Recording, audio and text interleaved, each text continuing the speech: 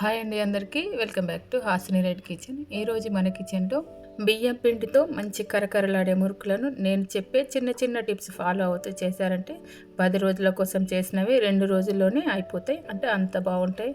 కొత్తగా మురుకులు చేస్తున్న వాళ్ళైనా సరే, లేదంటే సరిగా మురుకులు చేయడం రాని వాళ్ళైనా సరే, ఇట్లా మురుకులను చేశారంటే పర్ఫెక్ట్గా చేస్తారు. ఈ వీడియోని ఎక్కడ కూడా స్కిప్ చేయకుండా చూసేసి మీరు కూడా మీ ఇంట్లో ఇలా ప్రిపేర్ చేయండి, చాలా బాగుంటాయి. ఈ మురుకులను చేయడానికి 4 కప్పుల బియ్యం పిండిని తీసుకుంటున్నాను. వెయిట్ ప్రకారం చెప్పాలి అంటే దాదాపుగా 1 కేజీ వరకు ఉంటుంది. తర్వాత ఈ పిండిని మాత్రం కంపల్సరిగా జల్లెడ పట్టాలి. మనం పిండి గిన్నెలో గనక పిండి పట్టించినట్టయితే కంపల్సరిగా ఇలా జల్లెడ పట్టాలి. ఎందుకంటే కంపల్సరిగా చిన్న చిన్న ఉండలాగా వస్తే నేను చివరిలో చూపిస్తాను జల్లెడ పట్టేసిన తర్వాత. బయట ప్యాకింగ్ చేసినవి లేదంటే సూపర్ మార్కెట్స్లో దొరికిన వాటికి అంత అవసరం ఉండదు, కానీ మనం ఇంట్లో పట్టిస్తే మాత్రం ఇలా జల్లెడ పట్టాలి. చూడండి ఇలా వస్తాయి, కాబట్టి ఇలా జల్లెడ పట్టేసి రెడీ ఉంచుకోవాలి. తర్వాత 4 కప్పుల బియ్యం పిండి తీసుకున్నాం కాబట్టి అదే కప్తో 1 కప్పు పుట్నాలను కూడా తీసుకోవాలి. ఒకవేళ వెయిట్ ప్రకారం అయితే 1 కేజీ బియ్యం పిండి అయితే దాదాపుగా 200 గ్రామ్స్ వరకు పుట్నాలు వేసుకొని ఇలా మిక్సీ పట్టేసి దీన్ని కూడా మంచిగా జల్లెడ పట్టేసేయాలి వరిపిండిలోకి. అయితే బియ్యాన్ని పిండి గిన్నెలో పట్టించినప్పుడు కేవలం మురుకుల కోసమే పట్టించినట్టయితే బియ్యం పిండితో పాటు ఈ పుట్నాలు కూడా కొలత ప్రకారం వేసేసి గిన్నె పట్టించుకుంటే ఈజీ అవుతుంది పని. ఇలా జల్లెడ పట్టేసిన తర్వాత కొంచెం టీ స్పూన్ వరకు మిగిలింది కాబట్టి దీన్ని పక్కన పెట్టేసేయాలి. తర్వాత దీంట్లోకి 1 టీ స్పూన్ వరకు కారం పొడి వేస్తున్నాను. అలాగే 1/4 టీ స్పూన్ వరకు ఉప్పు కూడా వేస్తున్నాను.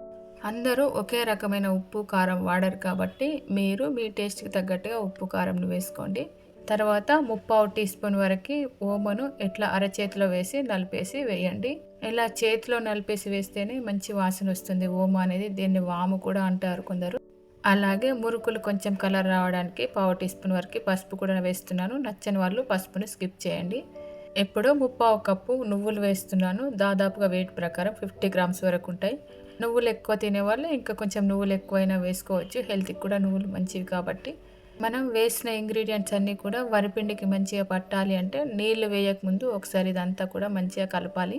మంచిగా కలిపిన తర్వాత కావాలంటే ఒకసారి టేస్ట్ చేయండి పిండిని, అంటే ఉప్పు కారం అన్నీ సరిగా ఉన్నాయని. ఒకవేళ తగ్గినట్టుగా అనిపిస్తే ఇప్పుడు అడ్జస్ట్ చేసుకోండి. ఒకవేళ ఎక్కువ అనిపిస్తే పిండిని వేసుకోండి. ఇప్పుడు పిండిని ఇలా గుంతలాగా చేసిన తర్వాత దీంట్లోకి గోరువెచ్చని వాటర్ని మాత్రమే వేసేసుకోవాలి.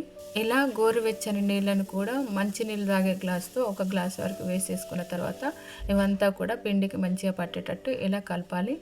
నేను వేడి చేసిన నీళ్ళు లైట్గానే వేడిగా ఉన్నాయి కాబట్టి చేతితో కలుపుతున్నాను. అంటే మనం చేతితో కలిపినా కూడా వేడి తగలకుండా ఉండేంత వరకు మాత్రమే వేడి చేయాలి వాటర్ని. ఇట్లా వేడి నీళ్ళతో కలిపేసిన తర్వాత ఈ పిండి అంతటిని కూడా ఒక సైడ్ ఆనేసేయాలి. బౌల్లో వేస్తున్నాను కాబట్టి నేను ఒక సైడ్ అంటున్నాను, లేదంటే కొంచెం సపరేట్గా పిండిని కలపాలనుకున్నప్పుడు వేరే ఒక ప్లేట్లో వేసుకొనైనా కూడా కలపచ్చు. ఇప్పుడు కొంచెం కొంచెంగా చల్లటి నీళ్ళు చల్లుకుంటూ ఇలా పిండిని కలుపుకోవాలి. ఇలా పిండిని కలపడం ఇబ్బంది అనిపించినప్పుడు వేరే ప్లేట్లోకి పిండిని తీసుకొని కలపండి. నేను దీంట్లోనే ఒక సైడ్కు ఒక పూసపావుకి ఎంతవరకు అయితే పిండి సరిపోతుందో అంతవరకు ఈ పిండిని కలుపుతున్నాను. కానీ ఎక్కువ మొత్తంలో అంటే కేజీ వరకు చేసుకున్న 2 కేజీస్ చేసుకున్నా కూడా పిండిని మాత్రం ఒకేసారి కలపకండి. ఇలా ఎప్పటికప్పుడు కొంచెం కొంచెంగా కలుపుకొని చేసుకుంటేనే మురుకులు అనేవి బాగా వస్తాయి. అలాగే మురుకులు చేసేటప్పుడు ఈజీగా రావాలంటే కొంచెం మెత్తగా ఉండేటట్టు పిండి కలుపుకోండి. అయితే ఈ ఉండ కలపడం ఫస్ట్ టైం కాబట్టి కొంచెం ఎక్కువసేపు కలపాలి. పిండిని ఈ విధంగా ఉండేటట్టు కలిపిన తర్వాత మురుకుల పావు తీసుకొని ఈ పావులోకి ఎంతవరకు అయితే పిండి అడ్జస్ట్ అవుతుందో అంతవరకు పెట్టేసి రెడీ ఉంచుకోవాలి. తర్వాత ఈ మురుకులు చేయడానికి ఏదైనా క్లాత్ వేసేసుకోవాలి.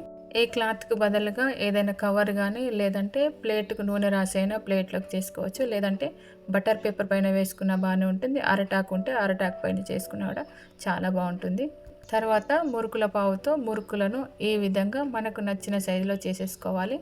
ఇలా రౌండ్గా చేసిన తర్వాత చివరిని మాత్రం లైట్గా ప్రెస్ చేయాలి, లేదంటే ఆయిల్లో వేసిన తర్వాత విరిగిపోయినట్టుగా వస్తుంది కాబట్టి లైట్గా ప్రెస్ చేయాలి. ఇలాగే కడాయిలో నూనెకు ఎంతవరకు అయితే సరిపోతాయో అంతవరకు మాత్రం చేసుకోవాలి. ఎక్కువ చేసుకుంటే ఎండిపోయినట్టుగా అయ్యి సరిగా రావు, కాబట్టి కొన్ని కొన్నిగా చేసుకుంటూ ఆయిల్లో వేయించుకోవాలి.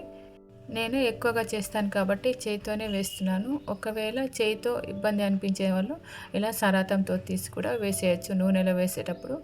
ఇప్పుడు స్టవ్ పైన కడాయి పెట్టేసి డీప్ ఫ్రైకి సరిపడా ఆయిల్ వేసుకోవాలి. మురుకులు ఎక్కువ చేస్తాం కాబట్టి నూనెను కొంచెం ఎక్కువనే వేసుకొని స్టవ్ని హై ఫ్లేమ్లో ఉంచేసి బాగా వేడైన తర్వాత ఇలా ఒక్కటొక్కటిగా చేతితో వీలైతే చేతితో లేదంటే సరాతంతో వేసిన తర్వాత ఇప్పుడు స్టవ్ని మళ్ళీ మీడియం ఫ్లేమ్లోకి మార్చుకొని ఇలా మెల్లగా వేయించుకోవాలి. ఇలా నేను వేసిన ఆయిల్కి మాత్రం 5 నుండి 6 వరకు మురుకులు వేస్తే సరిపోతున్నాయి. ఇప్పుడు ఒకటి మాత్రం గుర్తుపెట్టుకోండి, స్టవ్ని హై ఫ్లేమ్లో ఉంచేసి నూనెను బాగా వేడైన తర్వాతనే మురుకులను వేయాలి. నూనెకు సరిపడా మురుకులను వేసిన తర్వాత స్టవ్ను మాత్రం మళ్ళీ మీడియంలోకి మార్చుకొని వేయించుకోవాలి. అప్పుడే మురుకులు అనేవి కరకరలాడుతూ అలాగే మెత్తగా కాకుండా కలర్ అనేవి మాడిపోకుండా ఉంటాయి. ఒకవేళ మీరు హై ఫ్లేమ్లో ఉంచేసి మురుకులను వేయించారనుకోండి, పైన మాడిపోయిన కలర్ వస్తుంది, లోపల మాత్రం మెత్తగా అలాగా ఉంటుంది.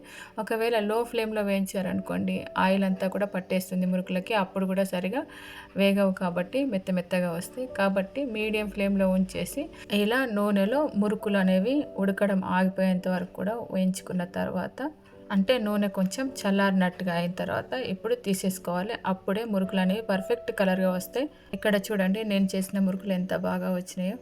ఇప్పుడు ఈ మురుకులను ఏదైనా మూత పెట్టే బాక్స్లో వేసేయాలి. కానీ మూత మాత్రం పెట్టకండి, ఇప్పుడే పూర్తిగా చల్లారిన తర్వాత మాత్రమే మూత పెట్టాలి.